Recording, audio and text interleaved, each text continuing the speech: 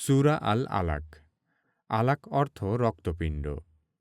পরম করুণাময় ও অসীম দয়ালু আল্লাহর নামে শুরু করছি।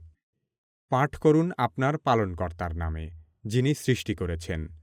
সৃষ্টি করেছেন মানুষকে জমাট রক্ত থেকে। পাঠ করুন আপনার পালনকর্তা মহাদয়ালু, যিনি কলমের সাহায্যে শিক্ষা দিয়েছেন। শিক্ষা দিয়েছেন মানুষকে যা সে জানত না। সত্যি সত্যি মানুষ সীমালঙ্ঘন করে এ কারণে যে সে নিজেকে অভাবমুক্ত মনে করে। নিশ্চয়ই আপনার পালনকর্তার দিকেই প্রত্যাবর্তন হবে। আপনি কি তাকে দেখেছেন যে নিষেধ করে এক বান্দাকে যখন সে নামাজ পড়ে? আপনি কি দেখেছেন যদি সে সৎপথে থাকে অথবা খোদাভীতি শিক্ষা দেয়? আপনি কি দেখেছেন যদি সে মিথ্যারোপ করে ও মুখ ফিরিয়ে নেয়? সে কি জানে না যে আল্লাহ দেখেন? কখনোই নয়। যদি সে বিরত না হয়, তবে আমি মস্তকের সামনের কেশগুচ্ছ ধরে হ্যাঁচড়াবই।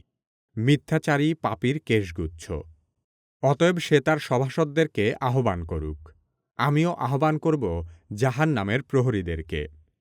কখনোই নয়, আপনি তার আনুগত্য করবেন না। আপনি সেজদা করুন ও আমার নৈকট্য অর্জন করুন। এটি একটি সেজদার আয়াত।